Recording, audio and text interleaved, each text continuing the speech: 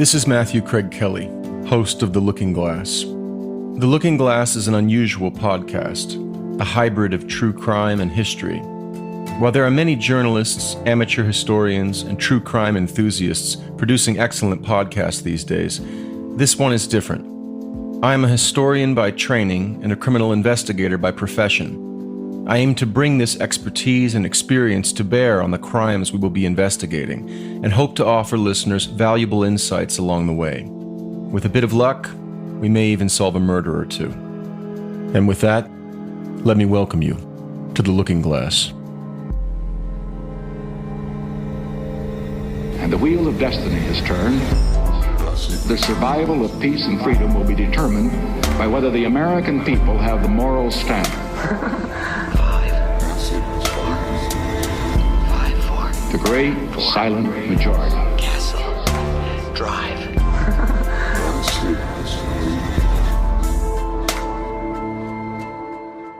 Dustin Morgan composed the music and sound design for this episode.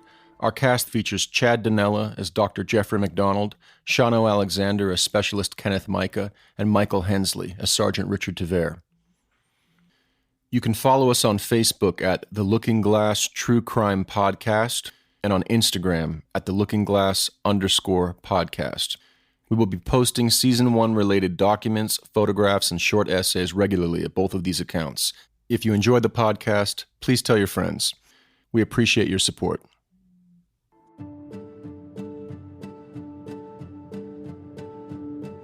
Each season of The Looking Glass will examine one crime. The inaugural season will take up the case of the Jeffrey MacDonald murders, which have also been referred to as the Green Beret and Fatal Vision murders. Jeffrey MacDonald was, as many who knew him have said, the all-American boy, a mother's and mother-in-law's dream. One of 3 children, he grew up in a working-class neighborhood of Long Island and seemed, from his earliest days, destined to transcend his humble origins. In high school, he was both captain of the football team and class president. His peers voted him most popular and most likely to succeed. He was handsome, athletic, and kind. He was also bright, and by some accounts, brilliant. Princeton University offered him a scholarship, in fact, and MacDonald leapt at the opportunity. No one knew quite where young Jeffrey was headed, but it seemed obvious that it was toward success and accomplishment of some high order. From a young age, Jeffrey had a magnetic effect upon women. He reportedly lost his virginity when he was only 14, to the mother of one of his friends. The girls his own age adored him as well, but one in particular seemed to effortlessly play upon something deep in Jeffrey's psyche. She was gentle and soft-spoken, but also, in her way, strong and quite intelligent. Her name was Colette Stevens. She and Jeffrey first met in junior high school. The two would fall in love in high school and date on and off. Colette would print in her notebooks, over and over and over again, in all caps, Jeff, Jeff, Jeff. Even during periods when the two were romantically estranged, Jeffrey would turn up at Colette's house and offer to mow the lawn for her mother, Mildred, and stepfather, Freddie. Mildred and Freddie adored Jeffrey, naturally. The pair, and Colette too, had endured more than their share of sorrow. Prior to having Colette in 1943, Mildred had given birth to 3 daughters, all of whom she'd named Colette. 2 were stillborn. The third lived, but then died after only a few weeks. It was enough trauma for a lifetime, but there was more to come. When Colette was 12 years old, on a spring evening in 1955, Mildred opened her garage door to the strange sight of her husband's bathrobe dangling from the rafters, only to realize, suddenly, uncomprehendingly, that he was in it. He had hung himself, for reasons Mildred would never know. He had left no note. As for Freddie, his wife and baby girl had been killed in a German bombing raid on London in the Second World War, during which Freddie served in the Canadian Army as an intelligence officer on the European mainland. After such tremendous difficulties, Mildred and Freddie felt fortunate to have found each other, and they were likewise grateful that the daughter they so loved was the object of the affections of such a remarkable young man as Jeffrey MacDonald. Not long after Jeffrey began his studies at Princeton, he and Colette reconnected and began dating again, And then Colette got pregnant.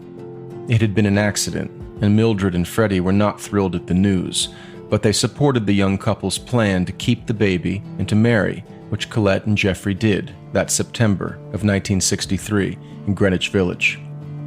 In the coming years, Jeffrey would leave Princeton to attend the medical school at Northwestern University in Chicago, and then join the Green Berets as a group surgeon. The year was 1969, and Jeffrey was now Dr. and Captain MacDonald, living with his beautiful, pregnant wife and their 2 young daughters, Kimberly, age 5, and Kristen, 2, on the Fort Bragg military base in Cumberland County, North Carolina. By all contemporaneous accounts, family life for the MacDonalds was a Norman Rockwell painting come to life. Colette, with her dashing Green Beret husband and delightful young daughters, was the envy of many. The MacDonalds seemed to have it all. What happened next is a mystery that this season of The Looking Glass will attempt to unravel.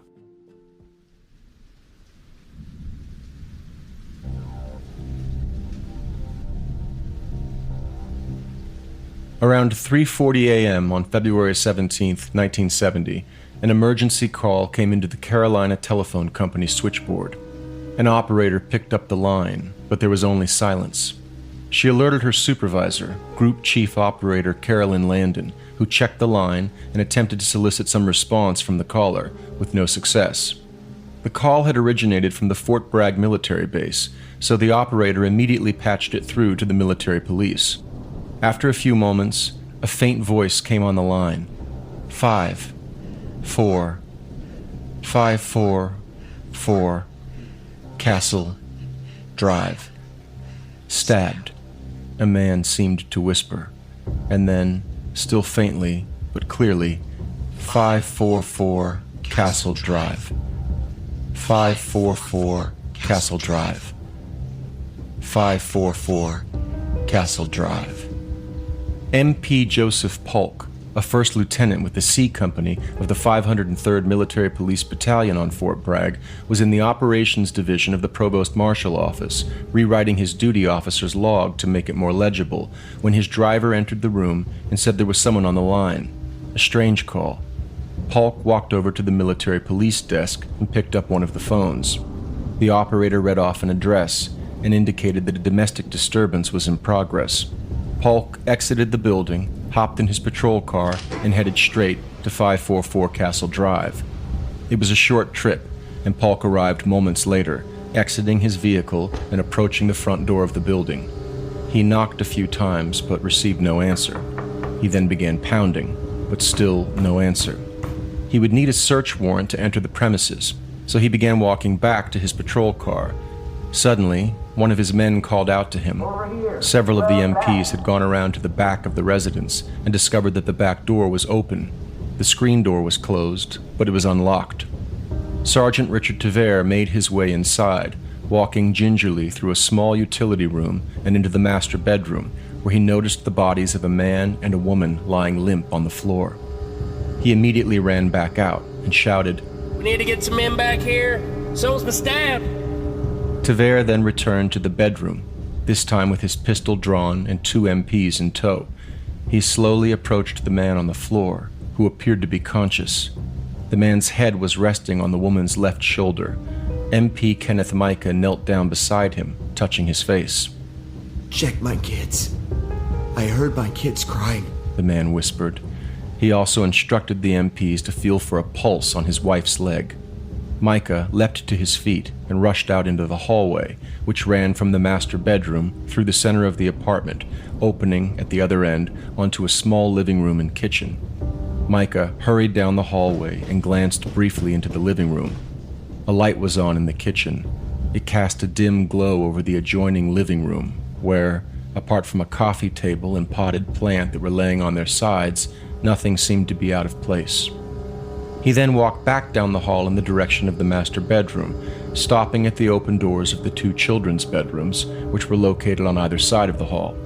Micah drew the beam of his flashlight across one of the darkened rooms and then the other, and could make out, in each, the body of a young child, lying motionless on a bed, partially covered by a comforter. The 23-year-old MP then continued back to the master bedroom. He knelt beside MacDonald. What happened here? He asked. The army captain appeared to be in shock. He mumbled, There were 4. Acid is groovy. Acid is groovy. I can't breathe. I need a chest tube. Micah, like the other MPs, was green, inexperienced. He didn't know what a chest tube was, but he had learned how to administer mouth-to-mouth resuscitation, and as MacDonald passed out, Micah placed his lips to the captain's and attempted to revive him. MacDonald reawakened, panicked, My kids! My kids! and Micah restrained him, assuring MacDonald that the other MPs were with his children, only for the captain to pass out again. This cycle repeated at least 3 times before the medics arrived, hoisted MacDonald onto a stretcher, and carried him out the front door and into a waiting ambulance. Micah's reassuring words regarding MacDonald's 2 young daughters were false. Both children were dead. Kimberly had been viciously struck in the head and face. Her little skull was misshapen, and she had sustained multiple stab wounds. Her 2-year-old sister, Kristen, had been stabbed 4 times in the chest, once in the neck, and 12 times in the back. MacDonald's wife, Colette, had been stabbed 37 times and beaten severely. Her right wrist and left arm were broken, and she had been struck, apparently with an object, about her head and face. There was blood everywhere, but most conspicuously on the headboard of Jeffrey and Colette's bed, where someone had spelled out the word pig in red, vertical, capital letters. On seeing this, the military investigators all had the same thought. Pig is what had been written in blood on Sharon Tate's front door 6 months earlier, after the Manson family had slaughtered Tate and her house guests on Cielo Drive in Los Angeles. Had the Manson family come to North Carolina?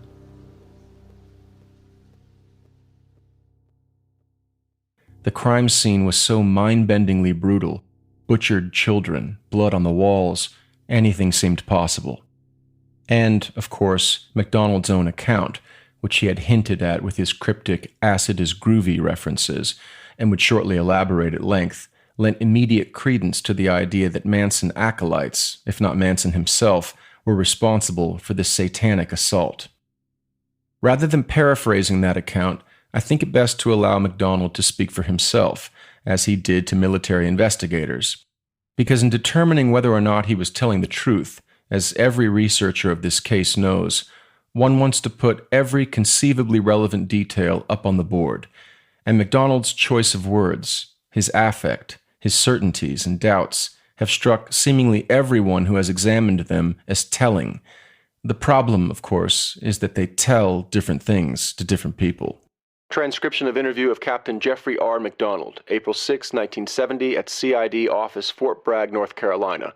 Persons present: Captain Jeffrey MacDonald, CW3 J. Grebner, Chief CID, WO1 Robert B. Shaw, SP7 William F. Ivory, Criminal Investigations.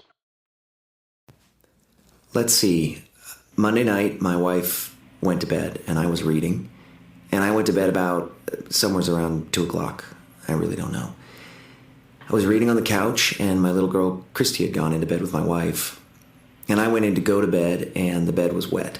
She had wet the bed on my side, so I brought her in her own room. I don't remember if I changed her or not. Gave her a bottle and went out to the couch because my bed was wet. And I went to sleep on the couch. And the next thing I know, I heard some screaming. At least my wife. But I thought I heard Kimmy, my older daughter, screaming also. And I sat up. The kitchen light was on, and I saw some people at the foot of the bed. So I don't know if I really said anything or I was getting ready to say something. This happened real fast. You know, when you talk about it, it sounds like it took forever, but it didn't take forever. And so I sat up, and at first I thought it was, I just could see 3 people. And I don't know if I heard the girl first, or I think I saw her first. I think 2 of the men separated sort of at the end of my couch, and all I saw was some people, really. And this guy started walking down between the coffee table and the couch, and he raised something over his head and just sort of all together I just got a glimpse of this girl with a kind of light on her face. I don't know if it was a flashlight or a candle, but it looked to me like she was holding something. And I just remember that my instinctive thought was that she's holding a candle. What the hell is she holding a candle for?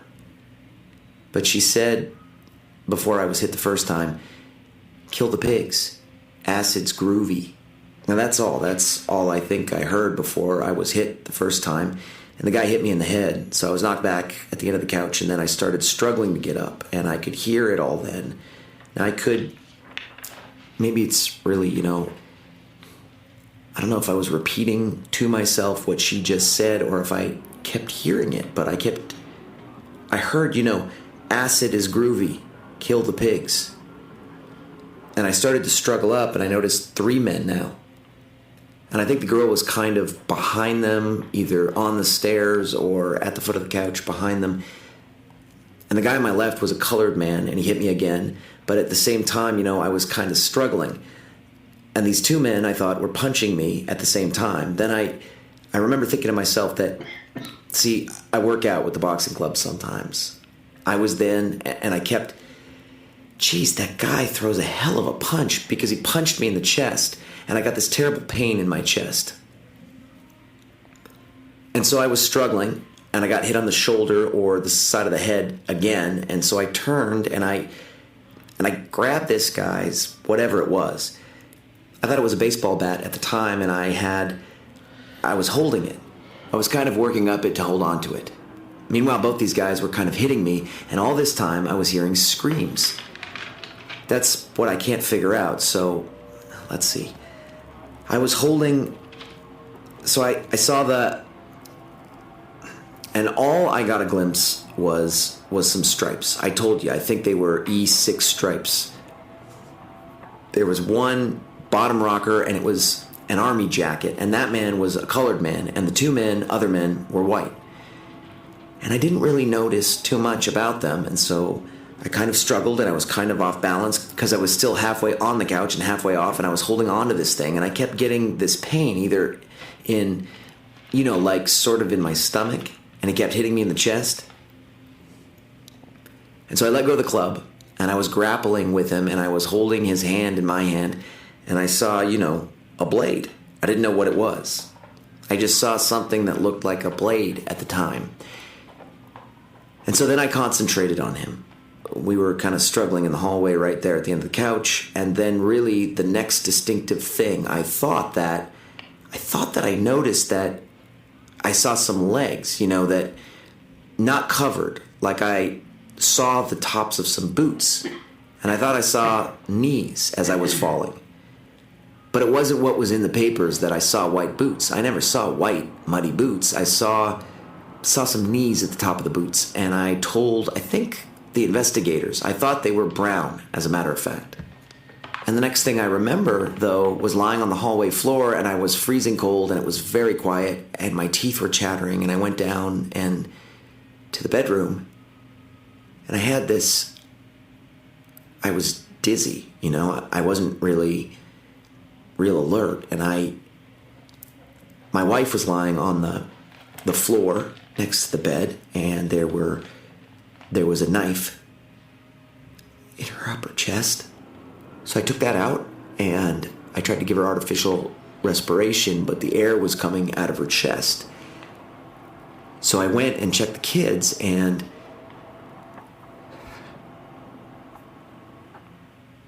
just a minute.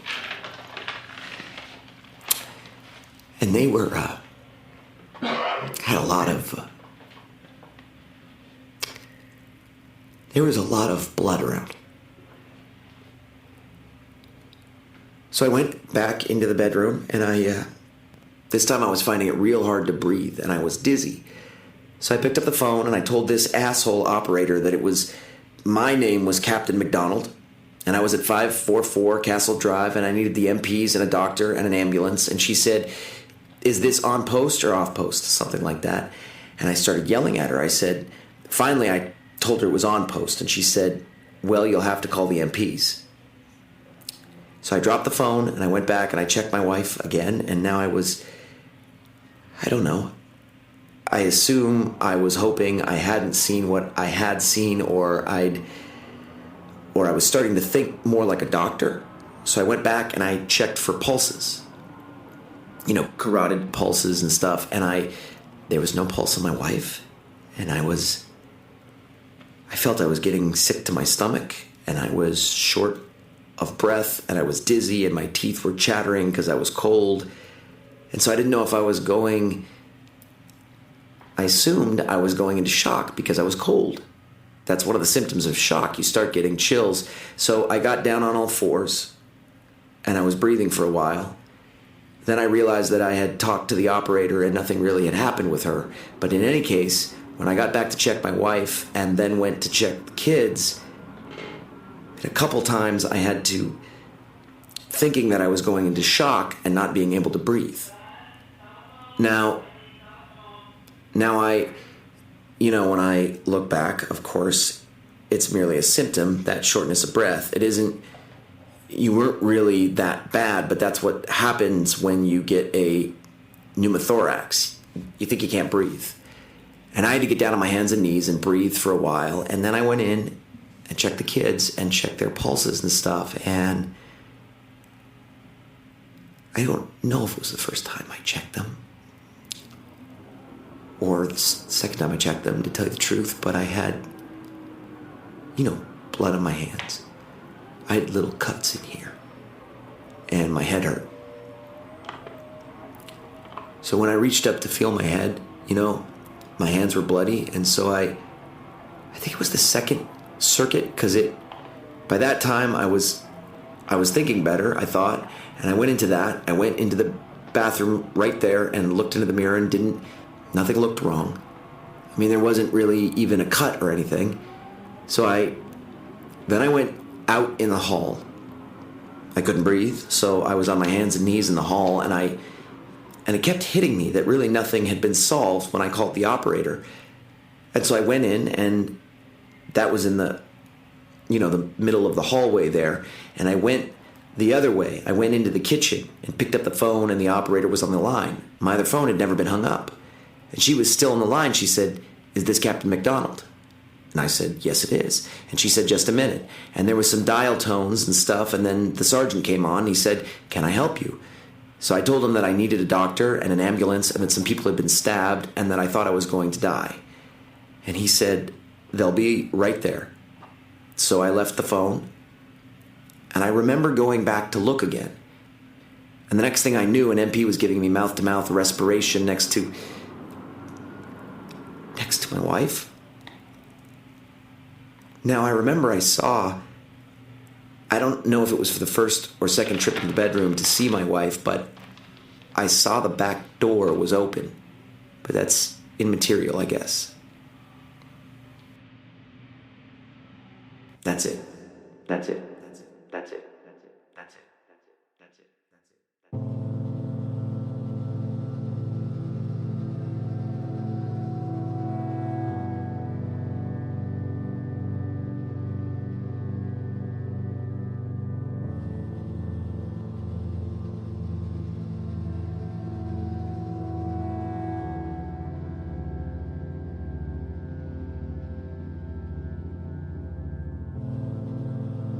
Were the gaps in MacDonald's memory evidence of his deceit, or were they telltale signs of trauma, which MacDonald would no doubt have suffered if his account was accurate? Was the halting way in which MacDonald related his story a giveaway that he was conjuring on the fly, sidestepping self-contradictions like so many landmines? Or was that just how an honest person, one determined to recall every relevant detail, would speak? If his story sounded polished, after all, wouldn't it also have sounded scripted? And what about his tone? Was he too nonchalant? He should have been sobbing when reliving these events, if they happened like he said they did. But then, MacDonald had all his life striven for a kind of masculine virtue, which called for doing one's duty even in the most trying circumstances. From his perhaps quaint perspective, it would have been unbecoming to do anything other than answer the investigators' questions in as honest and dignified a manner as possible. These questions are not easily answered. Indeed, if there is one lesson the MacDonald case teaches, it is this. In the absence of dispositive proof, determining whether a person is telling the truth is difficult, and is made all the more so by the perpetual temptation to disregard that hard fact. Evidence, in the end, is our only hope. But few people find that truth palatable, and it is an especially bitter one to swallow when our only hope, the evidence, resists scrutiny, confounds our queries, responds with silence.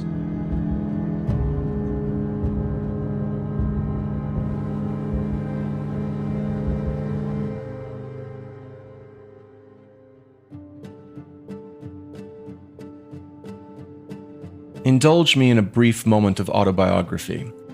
I first learned of this case as a boy.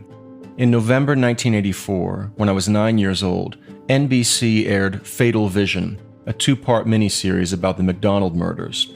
It was that year's most popular miniseries, and it attracted a fair deal of attention in the press. At some point, I caught a glimpse of an advertisement for Fatal Vision. As I recall it now, the ad displayed the silhouette of a man standing in the doorway of a child's twilit bedroom, his long shadow cast across the length of the room, and perhaps over the bed, where the child was sleeping. Knowing nothing of the image's referent, I still detected its ominous connotations, and therefore asked my mother what it was about.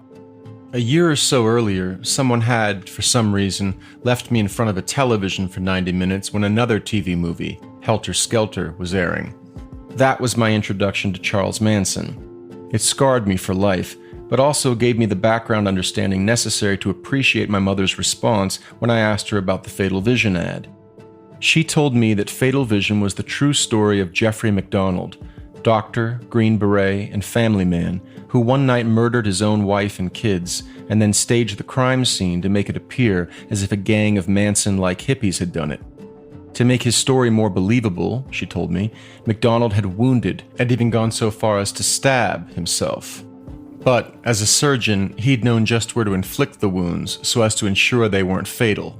Among the clues that alerted Army investigators to MacDonald's ruse, the story continued, was the presence in his home of a copy of Esquire magazine, which contained an article about the Manson crimes, the details of which were suspiciously echoed in MacDonald's story. I was 9. She was my mom, so that was that. I had, so far as I was concerned, learned a bit of history. Jeffrey MacDonald was the guy who murdered his family and then tried to make it look like Charles Manson had done it. 28 years later, I was conducting research for my first book, A History of Crime, Violence, and Revolution in 1930s Palestine, when I happened to hear a familiar voice on the radio. It was the esteemed documentarian Errol Morris, who had directed The Thin Blue Line, The Fog of War, and many other excellent films. I identified with Morris as a fellow fact fetishist, a guy who was driven, somewhat pathologically, to get the details of a story right, to get to the bottom of things. For that reason, Morris's interview on this occasion jarred me. He had a new book out, A Wilderness of Error, which, it became clear upon listening, contended that Jeffrey MacDonald was, in fact, innocent. That, in turn, meant that MacDonald's story of hippie intruders was true, and that, in turn, was obviously false.